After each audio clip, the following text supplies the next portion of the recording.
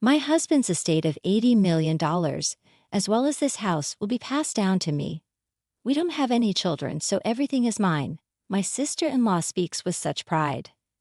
My name is Emma, a 45-year-old part-time worker. My husband and I have two sons, a senior and a sophomore in high school. My eldest son is taking the college entrance exam this year, aspiring to be a lawyer and studying diligently. He has wanted to be a lawyer since he was a small child, possibly influenced by my older brother Oliver. My brother is a lawyer, and a few years ago he established a law firm, even hiring a few lawyers. My eldest son, who had grown up watching my brother do this, loved to study and always got good grades. Even in elementary school, when my brother heard that my eldest son wanted to be a lawyer, he was overjoyed and encouraged him. My eldest son told my brother, "Whenever we meet, I will be a lawyer like you, uncle." My brother chuckled and responded, "Hurry up and become a lawyer and follow in my footsteps." When my brother, who was married but had no children, came to visit us, he gladly played with my sons and spoiled them. My brother's wife was 10 years younger than him. She wasn't eccentric, or rather a difficult woman who never visited our house, so we never really spoke to her. When my brother and I lost our parents when we were young, he took their place as a parent. When I was about to get married, my brother married as well. My husband and I were relieved when we knew that my brother was planning to marry a young woman, but when we actually met his fiancée, I was surprised at how grumpy she looked.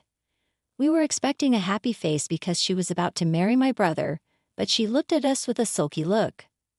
I said, "You two are great together," in front of my brother and his fiancée, but I told my true feelings when I returned home and was alone with my husband. I was curious as to why she appeared so unhappy. After the marriage was finalized, my husband seemed to agree with me and responded concernedly, "She wasn't a particularly pleasant bride. It can't be helped what we care." My brother married his 10-year younger fiancée shortly before they got married. My brother bought a magnificent house, as expected of him, running a law firm. We did not see my sister-in-law, so my husband jokingly said to my brother, "Has your wife already left you?" My husband was obviously joking, but seeing my brother's serious expression, we became nervous. According to my brother, whenever something happens, sister-in-law returns to her parents' house. Today was her mother's birthday, so she is staying over to celebrate. My husband's shoulders slumped, thinking he had made a bad joke. Suddenly, my brother asked us with a straight face, "If you ever can't have children, can I adopt one of your children?" I thought my brother was joking, saying something like that, but he looked serious. I couldn't answer his unexpected suggestion, but my husband laughed and replied, "We don't know what the future holds, so let's discuss it when it happens. Okay, if you're okay with our children, you are free to adopt whichever you want." My husband didn't seem to take it seriously and dismissed it, but I was concerned about the adoption and, more importantly, that my brother and his wife were not getting along. It wasn't my place to intervene because it was their problem, but I was concerned. After that, when we visited my brother's house or he came over to our house, it was always just him. My sister-in-law never showed up, and my brother also never mentioned her, so I avoided asking him about her. They had been married for more than 10 years, and I had almost forgotten about her existence. This year, my eldest son was accepted into his dream law school. My brother brought up adoption again. When he came to our house to celebrate, my brother repeated the question, "Would you allow me to adopt either of your kids?" My brother and his wife were unable to have children, and so he asked the question once more. They had just gotten married the last time we discussed it, so there was no sense of hurry. But this time my brother seemed serious nonetheless. My husband appeared to take it lightly and responded quickly, "Would you prefer to have our eldest son since he aspires to be a lawyer?" My husband said it so simply, but I was cautious because it is a major life-changing decision for our sons. Though they are going to be adopted, they would be with my brother, their uncle, so my sons would be fine. But I was worried about my sister-in-law. I was concerned that she would mistreat my sons who were not her biological children. So I asked my brother, "Is your wife in favor of adopting?" My brother replied with a sour smile, "Don't worry about her, we've already discussed it." I was relieved to hear that they had already discussed it, but I couldn't make up my mind right away. So I decided to discuss it with my two sons and then make a decision. They are already in high school, so I wanted them to make their own decisions. We didn't go any further that day, but a few days later, I got a call from my brother's lawyer's office. They said he had collapsed. I rushed to the hospital and found the staff from the law firm waiting for him with worried expressions. My brother had a stroke at work and was rendered unconscious. After I arrived, the law firm staff left, mentioning they couldn't reach my sister-in-law. I called the landline, but she didn't answer, and I didn't have her cell phone number. My husband and my second son later arrived, but we still couldn't reach my sister-in-law. My second son eventually discovered a smartphone among my brother's belongings. We unlocked it and began looking for her number. She answered angrily when I called using that phone, saying, "I told you not to call again. I will sue you." I began to speak while she was yelling in a terrible tone, "It's Emma, Oliver's sister." My brother passed out and was taken to the hospital. Then she started talking gently when she realized it was me on the phone. "I'm so sorry. I thought it was Oliver. You said he collapsed." I told her about my brother's condition and which hospital he was taken to, but she responded happily, "I can't go to the hospital right now because I have things to do. But please notify me as soon as you hear anything." She then hung up the phone.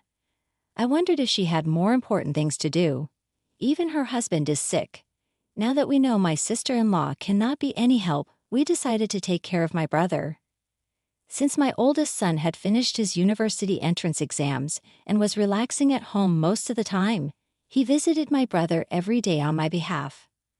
My brother never regained consciousness and remained in critical condition, but my sister-in-law never called nor visited the hospital. About a week after my brother was hospitalized, I called my sister-in-law again. She answered the phone quickly and gleefully. "What's the matter? Did he die?" I wanted to yell at her for being so rude, but I responded quietly, "He is still alive." "Why did you visit the hospital?" She retorted as if she irritates me while I hold back my rage. "I'm not a doctor nor am I a spiritual healer. There's nothing I can do for his recovery." I became even more enraged by her demeanor, so I hung up the phone. I began to suspect that my brother wanted to adopt one of my sons because he had given up on having children with his wife. I think they weren't getting along. When my brother's marriage was finalized, I asked him how they met, and he said they met through a marriage counseling agency. Maybe my sister-in-law married him because he was a lawyer and she wanted to have a good life. This thought enraged me even more, but when I mentioned it to my husband, he said something even more cruel. If Oliver dies in this situation, his wife will inherit the entire estate since they don't have any children. So my brother came to celebrate my eldest son the other day and spoke to us about adoption. Maybe it was because he was thinking about his inheritance. I wish I could have decided at that time, but there was nothing I could do. After my brother left that day, I casually mentioned it to my two sons, and my second son told me that he would be happy to be adopted. Unlike my oldest son, my second son has no goals at the moment. He appears to believe that if he is adopted by Oliver, he will have an easy life. I expected the first son, who looks up to his brother, to want to be adopted as well, but the answer surprised me. "I don't want to be adopted because as the eldest son, I will take care of you, Mom and Dad." I was overjoyed but also knew that my eldest son, who aspired to be a lawyer, was the right one to be adopted. I was disappointed that I can't complete the adoption process on behalf of my unconscious brother.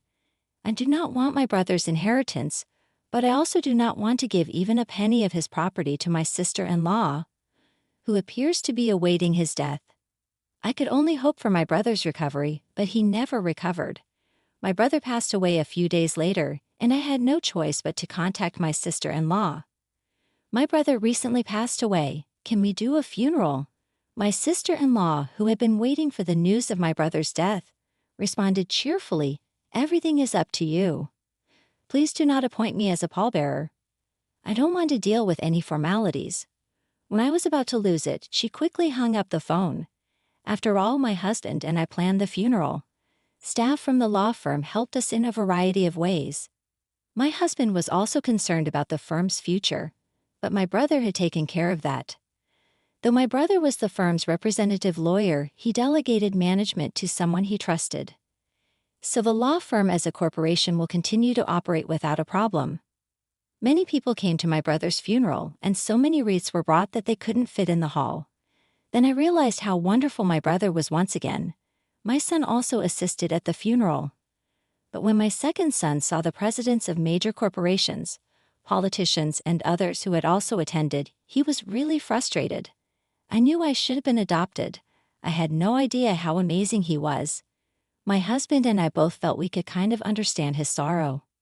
I was the pallbearer, but no one asked why my sister-in-law wasn't there, and no one mentioned it.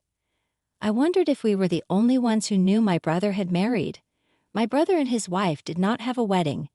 Instead, they only went on their honeymoon. So even the relatives may have missed it. If this was going to happen, I almost wish they had never married. No need for a wife who does not attend her husband's funeral. I regret not allowing him to adopt my second son sooner because I believe she would take all of my brother's estates with the help of the law firm staff. My brother's funeral was completed. I invited everyone to my brother's house for a meal and to thank them. My brother will be able to rest in peace because of all of you. We were all very sad. That's when my sister-in-law appeared wearing a flashy pink coat. I addressed her as if she had planned to arrive just as the funeral wrapped up. After all this time, why did you come here? Was a big smile on her face. She speaks loud so that everyone could hear. My husband's estate of $80 million, as well as this house, will be passed down to me, his wife. We don't have any children, so everything is mine. For some reason, when she said it triumphantly, my brother's subordinates burst out laughing. One of the lawyers responded, "We know that you're officially divorced. We all knew the result of your divorce settlement the day before he collapsed." When I first heard this fact, I exclaimed, "What? You were divorced?" I looked over at my sister-in-law's face and saw her staring at them, who had just spilled the truth with the most terrifying expression ever. When she clenched her teeth, the other lawyer started talking. "I also heard that you were charged alimony in conjunction with your divorce because your affair caused a divorce. It is inevitable." My sister-in-law yelled, glaring at the lawyer who said it. "I'm not required to pay alimony, am I? I no longer have anyone to pay," she spoke mockingly. But there was no way she could compete with a legal expert, and she was quickly retorted, "The right to alimony will also be inherited, so you will have to pay it to Emma. She's the inheritor." Then I realized for the first time that I was my brother's sole inheritor. If their divorce was finalized and our parents are gone, so I'm all that's left. She seemed to realize this too and looked at me with a horrified expression, causing me to step back. But she seemed unconvinced and began yelling once more, "Don't I get half of the estate now that the divorce is settled?" A dismayed-looking lawyer responds, "Didn't Oliver give you money when the divorce was finalized? I have a receipt certificate. He also purchased a house before the marriage." So it is not the subjective property division. I enjoyed watching her being lectured by the lawyers. Regardless of what she said, she seemed to recall something and chatted while laughing a little. "There is a life insurance. I should still be the beneficiary." She impressed me with her attitude in a situation where everyone around appeared to be her enemy. She said she changed the beneficiary of Oliver's life insurance to herself. However, the lawyer was also quick to deny about the life insurance. "Oliver is a firm man, so I think he changed it when the divorce was finalized." I searched my brother's valuables and discovered the life insurance policy, but my sister-in-law saw this. She took the life insurance policy from me and looked impatiently at the beneficiary, but dropped her shoulders in disappointment when she returned the certificate to me. I noticed that the beneficiary was me. My sister-in-law, realizing she was getting nowhere, yelled out her true feelings without thinking. "I married a lawyer because I thought he is wealthy, but I've only got a little money. In addition, I have to pay alimony. This is a huge mistake." The lawyer replied to her. Oliver said the same thing. He said he shouldn't have come for the advice of a marriage counselor. He bemoaned the fact that he had made a huge mistake. My brother had never said anything like that to me, but he had always been truthful with his coworkers and subordinates. Unable to reverse anything, my sister-in-law rolled her back and left my brother's house. Later on, she will have to pay the alimony in installments, but she didn't have a job. She began looking for a job quickly, but she has never worked seriously before and quit immediately. She re-registered to the marriage counseling agency and looked for a wealthy man in order to make quick money. And she found a wealthy man, told him she needed money for marriage, and cheated him out of his money. But the man caught on right away and reported her to the police. She was arrested for marriage fraud. According to the lawyer who works in my brother's law firm, to be honest, no alimony was ever paid to me. Then when I went to see the lawyer about it, the story came up, and this May the lawyer told me, now that she has been apprehended, alimony payments may be impossible to obtain for the foreseeable future. Alimony is not something I am interested in. I was more interested in seeing her suffer a terrible fate. I believe my brother would agree, so I would like the police to investigate thoroughly her other crimes, etc., and charge her as a felon in court. My family moved into a house that my brother had left behind after unexpectedly inheriting his property. My husband and sons were ecstatic to be able to live in a big house after previously living in an apartment. My eldest son is studying law harder than ever before. He observed his brother's colleagues and subordinates, lawyers arguing with his sister-in-law, which made him yearn to be a lawyer. Though he was never adopted by my brother, I hope he will carry on my brother's legacy and become a great lawyer like him. Only my second son is upset and disappointed that I inherited my brother's entire estate. He claims to be honest. I wish I was adopted by uncle so I could have inherited everything. The second son smiled half-jokingly.